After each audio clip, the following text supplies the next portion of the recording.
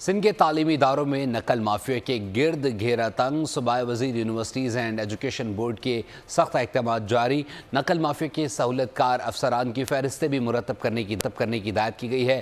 तालीमी बोर्ड के काली भेड़ों की निशानदही की जाएगी। मजीद जान लेते ब्यूरो हेड शाहिद अली से। शायद अपडेट कीजिएगा। देखिए, सूरत जो है वो मैट्रिक बोर्ड के इम्तहानात या इंटर बोर्ड के इम्तहानात या यूनिवर्सिटी के इम्तहानात, इनमें बड़े पैमाने पर नकल होती थी और नकल की रोकथाम के लिए सिंध हुकूमत हरकत में आ गई है। सिंध के सूबाई वजीर universities and education board Mohammad Ali Malkani से हमने बात की है। मोहम्मद अली मलकानी का कहना है कि सिंध के तमाम तालीमी बोर्डों और इसके साथ साथ जो है वो जितने भी तालीमी सेंटर जहां पर इम्तहान होते थे वहां पर ऐसे लोगों की फहरिस्त मुनस्सब की जा रही है जो लोग नकल में सहूलतकारी करते थे और नकल में सहूलतकारी करके बच्चों का मुस्तकबिल तबाह कर रहे हैं। ऐसे लोगों के खिलाफ कार्रवाई की जाएगी। ऐसे प्रोफेसर, असातिज़ा और तालीमी बोर्ड के जो एहलकार हैं जो इस नकल में मुलव्विस हो सकते हैं, उनकी फहरिस्तें मुरतब की जा रही हैं। अब तक 100 लोग ऐसे सामने आ चुके हैं जो नकल में सहूलतकारी करते थे, उनके खिलाफ जो है घेरा तंग किया जा रहा है। जबकि जो इम्तहानी सेंटर है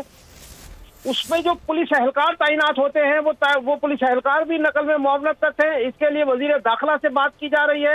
अब जो मैट्रिक के इम्तहानात होंगे और इंटर के इम्तहानात होने जा रहे हैं उसमें सख्ती से मॉनिटर किया जाएगा कि कौन लोग नकल में सहूलतकारी कर रहे हैं, कौन लोग किस तरह नकल कराने में अपना किरदार अदा कर रहे हैं।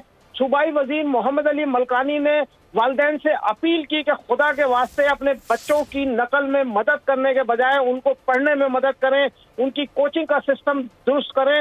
इस तरह अगर नकल चलती रही तो सिंध तरक्की नहीं कर सकेगा, पाकिस्तान तरक्की नहीं कर सकेगा। हमारी नई नस्ल जो है नकल के हाथों तबाह बर्बाद हो जाएगी। जी बहुत शुक्रिया शायद अपडेट करने के लिए। सब्सक्राइब करें और बेल दबाएं ताकि कोई खबर रह न जाए।